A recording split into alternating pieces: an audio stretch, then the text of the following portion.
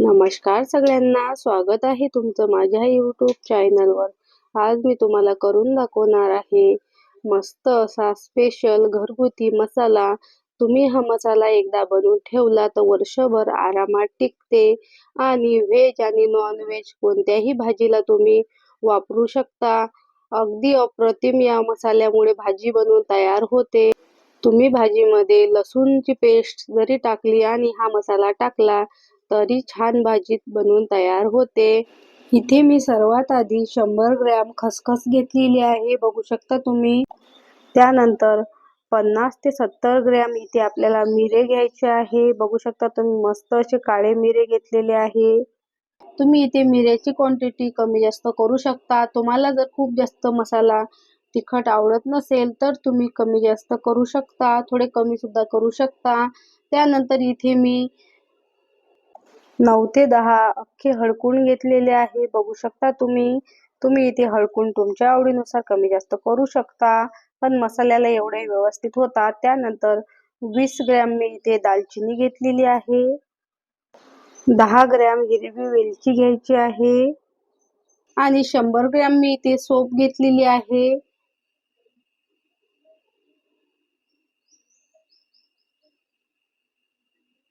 त्यानंतर इथे मी एक जायफळ घेतलेला आहे, बघू शकता तुम्ही। जायफळ आपल्याला फोडून या मसाल्यामध्ये घालायचं आहे आणि त्यानंतर जावेत्री घेतलेली आहे।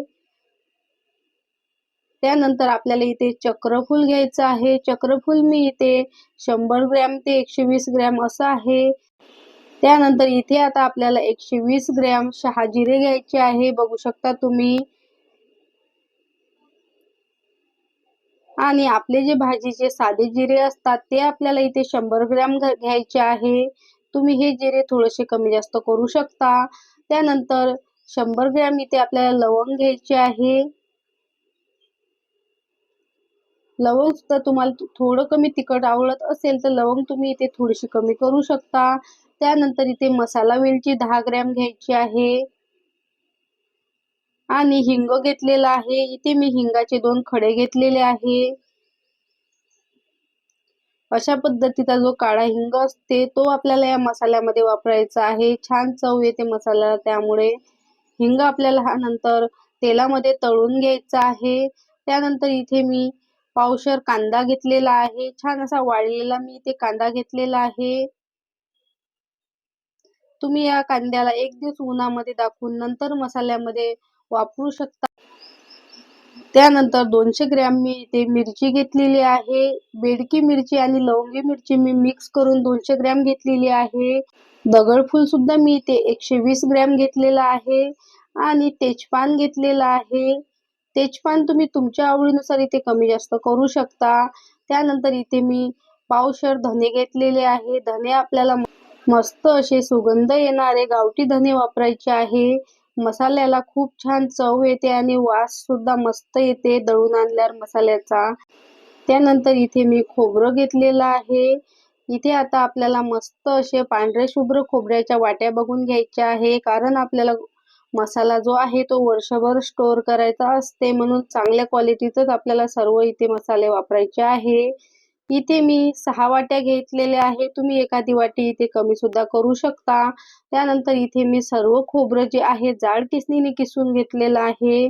तुम्ही इथे कट केलं तरी चालते, अगदी पातळ पातळ कट करून घ्यायचं आहे। त्यानंतर आपण इथे आता सर्व मसाले छान असे भाजून घेऊ। सर्वात आधी मी इथे तेल न टाकता धने भाजून घेणार आहे। धने आता आपल्याला मस्त असे गुलाबी रंगावरती भाजून घ्यायचे आहे। हलका गुलाबी रंग येईपर्यंत मीडियम गॅसवर भाजून घ्यायचे आहे।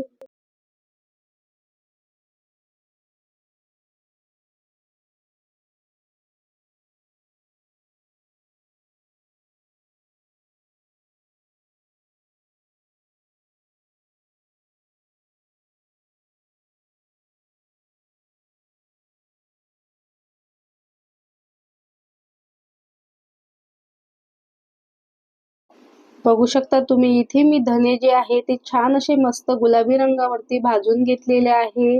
आपल्याला अशा प्रकारच्या एखाद्या पसरट भांड्यामध्ये हे धने काढून घ्यायचे आहे आणि छान असे थंड करून घ्यायचे आहे।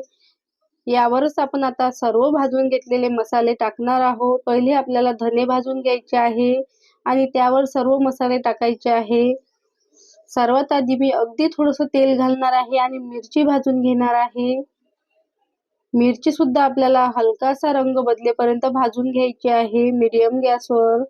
तुम्ही इथे मिरची तुमच्या आवडीची कोणतीही वापरू शकता. तुम्हाला जर मसाला खूप जास्त तिखट नको असेल तर तुम्ही जी बेडकी मिरची किंवा काश्मीरी मिरची येते ते सुद्धा तुम्ही या मसाल्यामध्ये 200 ग्रॅम किंवा पावशेर वापरू शकता. ही मिरची आता मी छान अशी भाजून घेणार आहे. मस्त अशी कुरकुरीत होईपर्यंत आपल्याला मिरची भाजून घ्यायची आहे.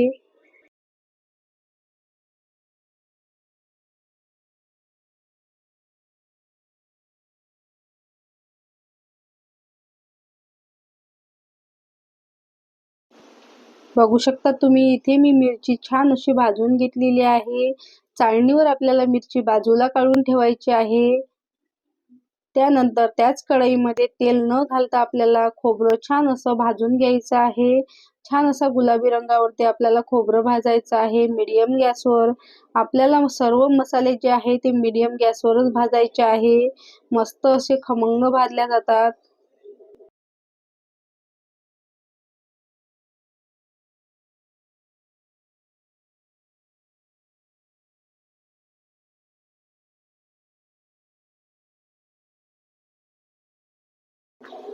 बघू शकता तुम्ही आपल्या खोबऱ्याचा छान असा रंग बदललेला आहे. इतपत रंगावरती आपल्याला हे खोबरं भाजून घ्यायचं आहे. खोबरं सुद्धा मी बाजूला काढून घेणार आहे आणि कांदा सुद्धा आपल्याला तेल न घालताच भाजून घ्यायचा आहे. कांदा आपल्याला हलकासा रंग बदलेपर्यंत भाजून घ्यायचा आहे. एक दिवस मी या कांद्याला छान अशी ऊन दाखवून घेतलेली होती.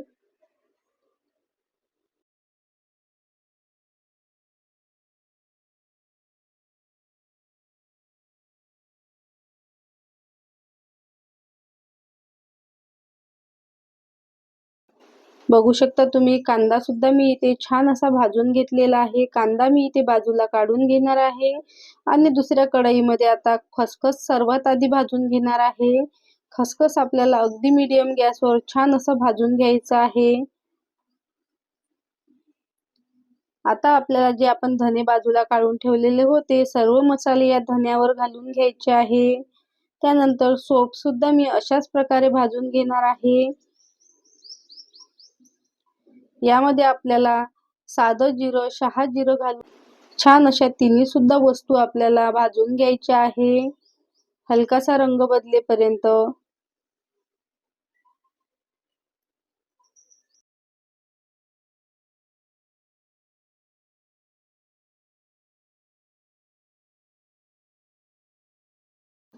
इथे आता त्याच कढईमध्ये चक्रफूल आणि जावेत्री भाजून घ्यायची आहे. तुम्ही बघू शकता इथे मी तेल न टाकताच हे सर्व मसाले भाजून घेणार आहे. यामध्ये तेल आपल्याला अजिबात घालायचं नाही. नंतर आपण हळकुंड आणि फक्त हिंग आपल्याला तेलामध्ये तळून घ्यायचे आहे. सर्वात आधी मी इथे तेलामध्ये हळद तळून घेणार आहे.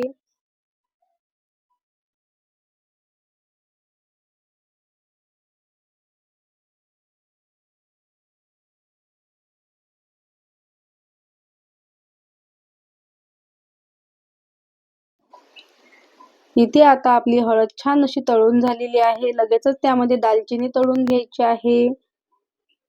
इथे जर आपण सर्व मसाल्यांना खूप जास्त तेलाचा वापर केला तर आपला मसाला जो आहे खूप जास्त तेलकट होते आणि गिरणीवाले सुद्धा दळून देत नाही.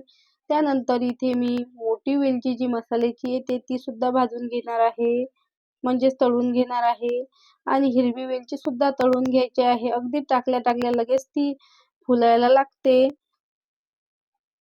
सर्वात शेवटी यामध्ये आपण हिंग तळून घेणार आहोत.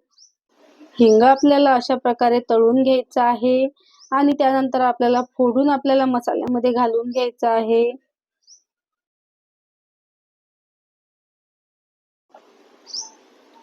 इथे आता आपल्याला त्याच तेलामध्ये मिरे आणि लवंग घालायचे आहे आणि ते सुद्धा सर्वात शेवटी छान असे तेलावरती खमंग भाजून घ्यायचे आहे.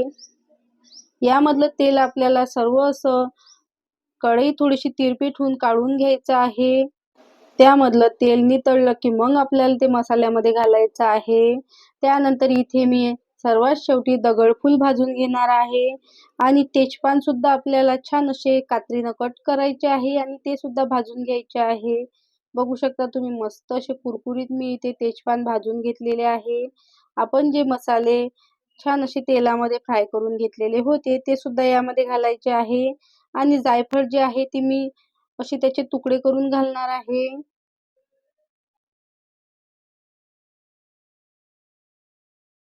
छान असं हे सर्व आता मी मिक्स करून घेणार आहे. हिंग जो आहे दळायला देताना छान असा फोडून घालायचा आहे. खोबरं जे आपण भाजून घेतलेलं होतं ते घालून घ्यायचं आहे. कांदा घालून घ्यायचा आहे. तुमच्याकडे जर गिरणीमध्ये खोबरं मसाल्यासोबत दळून देत नसेल तर तुम्ही खोबरं जे आहे घरी मसाला दळून आणला की नंतर तुम्ही मिक्सरमध्ये वाटून यामध्ये घालू शकता. छान असं खमंग भाजलेलं असलं खोबरं की मिक्सरला सुद्धा छान असं बारीक होते. हे सर्व आता आपल्याला मस्त असं मिक्स करून घ्यायचं आहे. इथे आता सर्व मसाले आपले छान असे मिक्स झालेले आहे. हे सर्व मसाले आता मी मस्त असे थंड करून घेणार आहे आणि कांडक मशीन मधून दळून आणणार आहे. इथे मी आता मसाला छान असा थंड झाला की दळून आणणार आहे. बघू शकता तुम्ही दुसऱ्या दिवशी मी हा मसाला मस्त असा दळून आणलेला आहे. रंग सुद्धा अप्रतिम आलेला आहे. सुगंध तर इतका छान येते आणि चवीला सुद्धा तितकाच हा मसाला छान झालेला आहे. तुम्हाला सुद्धा खूप आवडेल. तुम्ही तुमच्या घरी ही रेसिपी मसाल्याची नक्की ट्राय करून बघा. कोणत्याही भाजीला तुम्ही हा मसाला वापरू शकता. व्हेज असो की नॉन व्हेज मस्त अशी चव येते. तुम्हाला जर माझी आजची ही रेसिपी आवडली असेल तर एक लाईक नक्की करा आणि कमेंट करून नक्की सांगा कशी झाली तर रेसिपी. आणि चॅनलवर नवीन असाल तर सबस्क्राईब करायला विसरू नका. आणि तुम्हाला जर माझ्या रेसिपी थोड्याशा जरी आवडत असतील तर तुमच्या मैत्रिणीसोबत नक्की शेअर करा.